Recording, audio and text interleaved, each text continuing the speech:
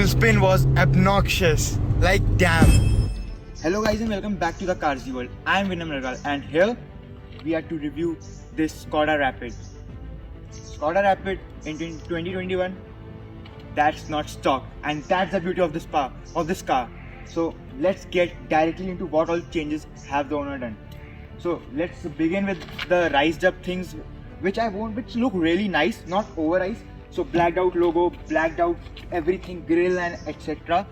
Blacked out ORVMs, and this also gets GTI rims which also really look very appealing, and this costs obnoxious, like not according to the very high aspire alloys, but they cost really well.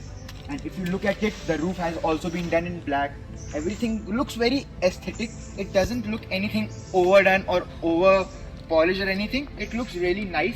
If we come to the rear of the car, we will see that the car has been rebadged and all the stickers of the Code 6, and yeah, we will talk about that also.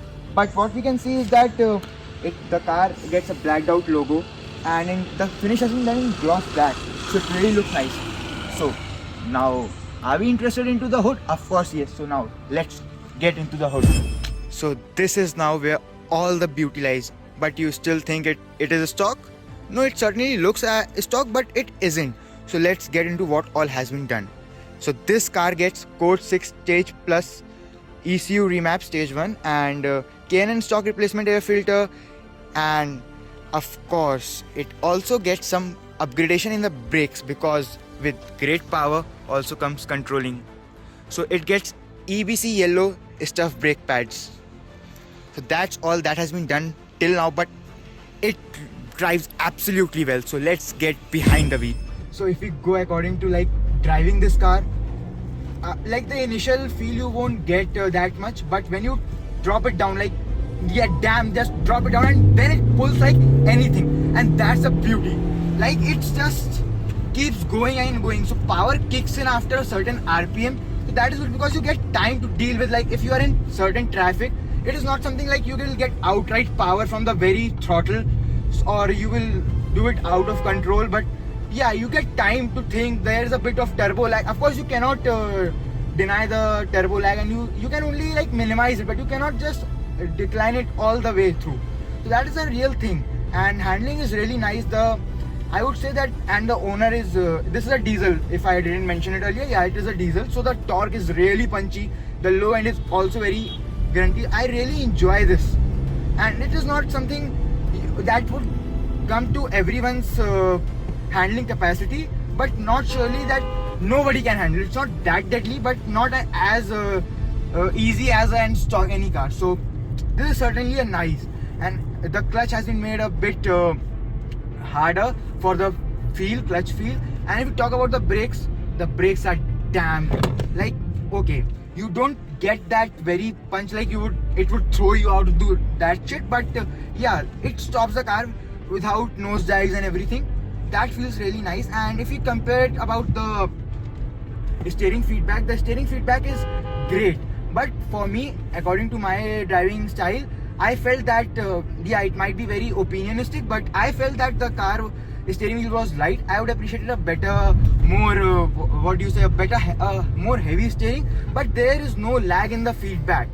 So don't confuse me if I say that light steering with the feedback. The feedback is very optimal and steering is really sharp, typical VW affair.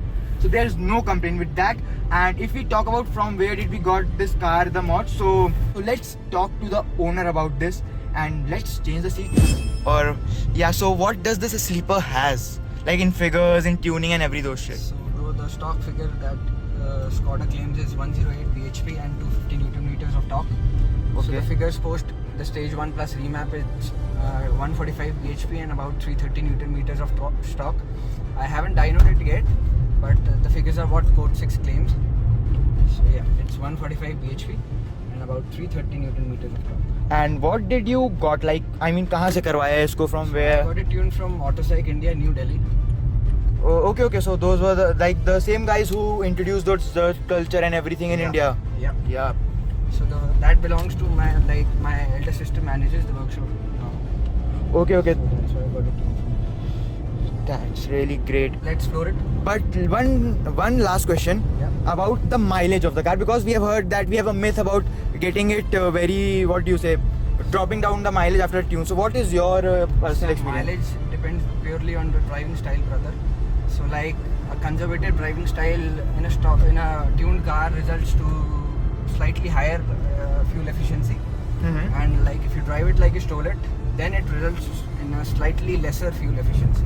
Okay. But yeah, so mostly like its average is mostly the same which we get in the stock car.